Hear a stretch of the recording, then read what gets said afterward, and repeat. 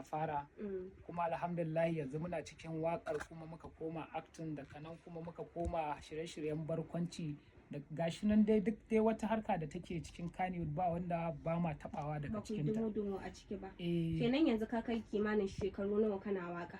Gaskiya ni na fara waka tun 2007. 2007. Kawo yanzu muna shekarar 2025. Ƙwarai kuwa. To daga wannan shekara ta 2007 zuwa shekarar 2025 ka yi waƙoƙi kamar guda nawa? Akwai waƙoƙin da na yi fannin ɓangaren Hausa Mikel, akwai kuma waƙoƙin da na yi ɓangaren kamar gidan biki haka da sauran. Dan har yanzu ana gayyata ta gidan biki in ɗan yi wasa na performance haka da sauransu in burge mutane a yi ɗan yi nishaɗi in tafiya ta. Yauwa to akwai ɓangaren wannan gidan biki kuma akwai ɓangaren siyasa nan ma na kan ɗan taɓawa ba a ce ba a yi ba gaba. Kenan idan na fahimta kana waƙoƙin soyayya, kana waƙoƙin biki, kana waƙoƙin siyasa, duka dai irin waƙoƙin da ake yi kai ma kana yi na faɗakarwa har ƙasida ma kana yi? Gaskiya ban taɓa yin ƙasida ba amma ina so in yi, amma na shiga an gayyace ni na yi ƙasida da wani abokina ana ce mai Shu'aibu. To mun yi ƙasida da shi guda ɗaya, ya gayyace ni ya rubuta ta muka je studio muka buga ta kuma alhamdulillah ni ma na ji daɗin ta har yanzu ina jin ta ni ma in Allah ya yarda. To baka faɗa adadin waƙoƙin naka ba?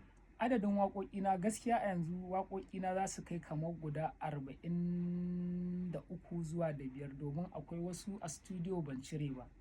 Amma ɓangare na ɓangaren Hausa Mikel ina da waƙoƙi kamar guda 10 na ɓangaren Hausa Mikel da nake so kowa ya fuskanci me nake nufi da ma'anar Hausa Mikel. Za su kai guda 10 ɓangaren Hausa Mikel. Amma sauran kuma da nai za su kai kamar 30 da wani abu.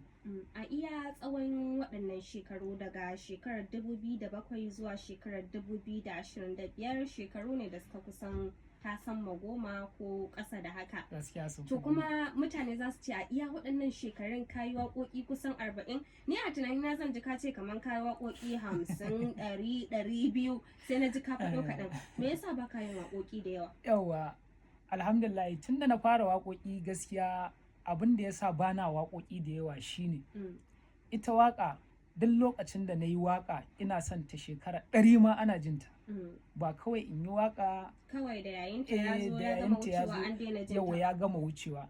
To shine nake tsayawa in nutsu in zuba basira ta wani lokacin ma har tambaya nake yi ɓangaren al'adunmu da kuma malamanmu na addini da kuma wasu ɓangarurruka dai wanda za a ce dai kaya abu mai kyau ba wai kana yi a ce lokaci kaɗan an daina yayinsa ba. Gaskiya ba na son irin wannan waƙoƙin, shi yasa har yanzu ban fiye irin waƙoƙin nan da yawa ba. Wace ce waƙarka ta farko?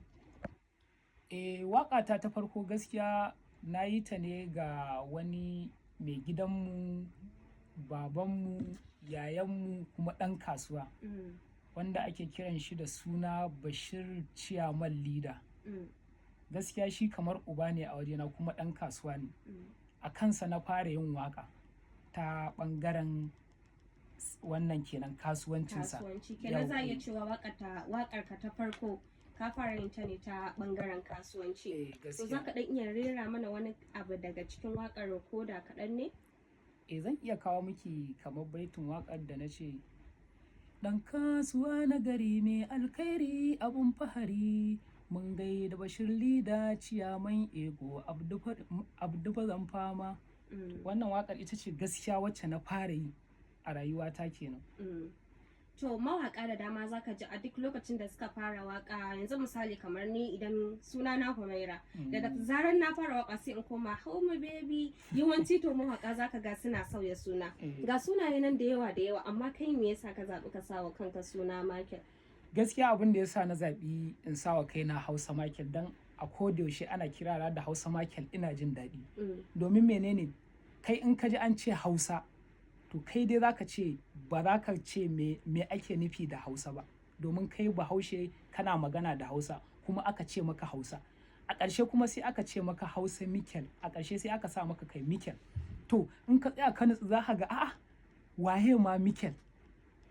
In ka tsaya ka buɗe tunaninka za ka ce ai Mikel wani shahararren mawaƙi ne da aka yi shi a duniya shekaru da dama. To ga kuma wani ya ce sunansa Hausa Mikel.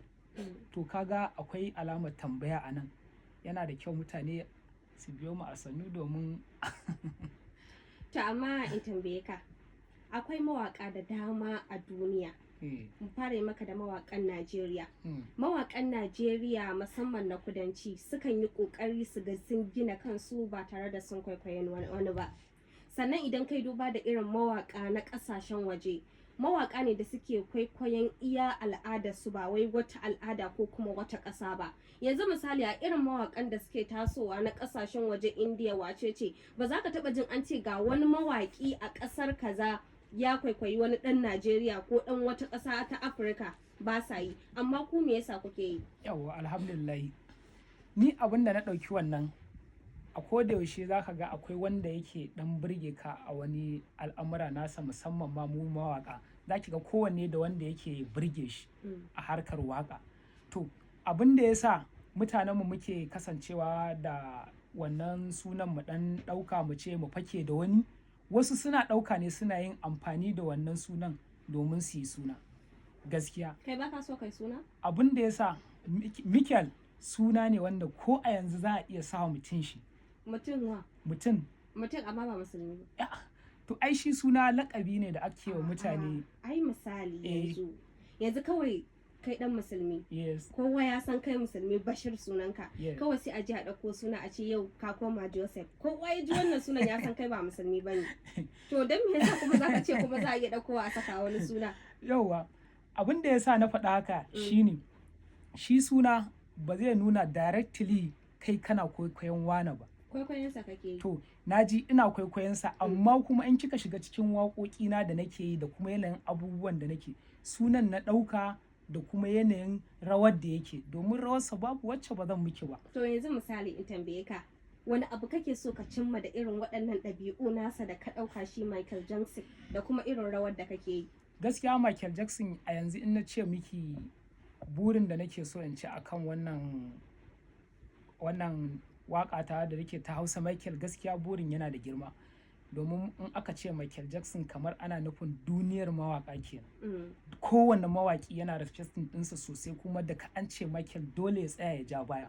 Ka san mawaƙa da dama akwai idan suka ɗauko akwai abin da suke so su cimma, ko jan hankali ko tarbiyya da dai sauran wasu abubuwa. Kai a naka ɓangaren wani abu kake so ka cimma ko kuma kake so ka kawo sauyi da shi ta wannan siga taka a rayuwar al'umma? Yauwa, kamar yanzu abin da nake so in cimma a ɓangaren waƙa, akwai gurare da dama da mawaƙanmu na Hausa har yanzu ba a gayyata su je su yi wasa ko kuma su yi wasu abubuwan a can, musamman ma ƙasashen Turai haka ba a gayyata mutanenmu. To amma an ce ai laifin ku ne. To ai shi yasa ni kuma da na tashi sai na ce Hausa Mikel. Kin ga ko bature ne ka ce masa Hausa Mikel, a'a ya san yaren Hausa.